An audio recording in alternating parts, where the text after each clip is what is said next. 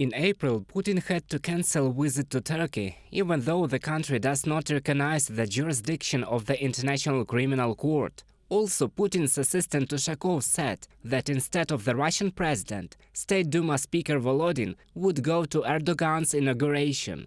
Putin will not visit India, which also does not obey the decision of The Hague. If Putin does not go to India, then this is because of the warrant, of course. He does not feel safe. A high-ranking official from the State Duma of Russia in an anonymous comment for the Moscow Times.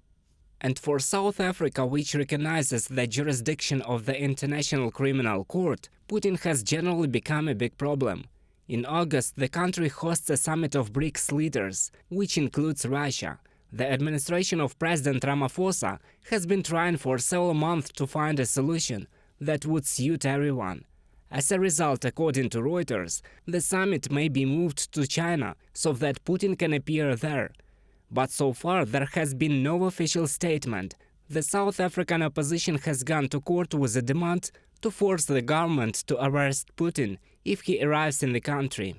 The Democratic Alliance is seeking this decision to ensure that there is no legal uncertainty about the procedure to be followed and the obligations incumbent on the state if President Putin sets foot on South African soil. Glynis Breitenbach, Shadow Minister of Justice, Party Democratic Alliance, from a publication in the publication Voice of America. Because of his criminal actions, Putin was literally locked in Russia. Given the frequency of his appearance in public, this means self-isolation in several residences. That's just inside the country. He is less and less comfortable.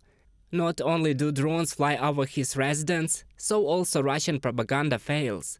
For the first time, a call was made on Russian television to elect another president in 2024.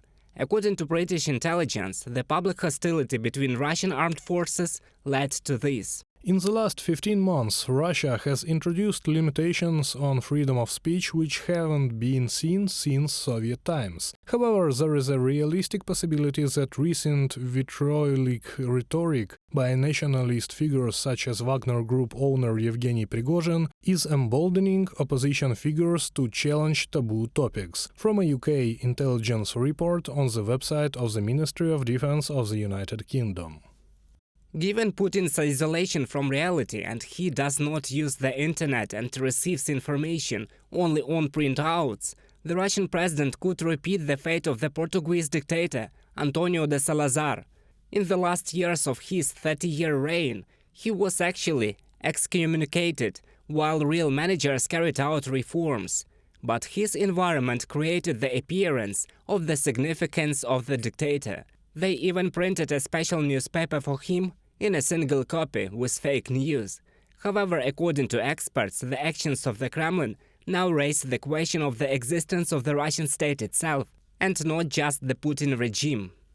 If Putin's self-isolation were Russia's biggest problem, then yes, he would repeat the path of Salazar. But since we are talking about a more systemic and deep crisis and statehood, and the regime and the elites, the fate of Salazar for Putin will not be able to be repeated. This would probably be the best way out of the situation for him, but he had no good options left. Western countries today accept the Kiev formula of peace as the only possible one, and it clearly spells out the need to create a special tribunal and bring all those responsible for the aggression against Ukraine to justice. Thus, Putin has driven himself into a trap from which he can no longer get out. Reported by Roman Smoler, Danilo Kobza, UATV News.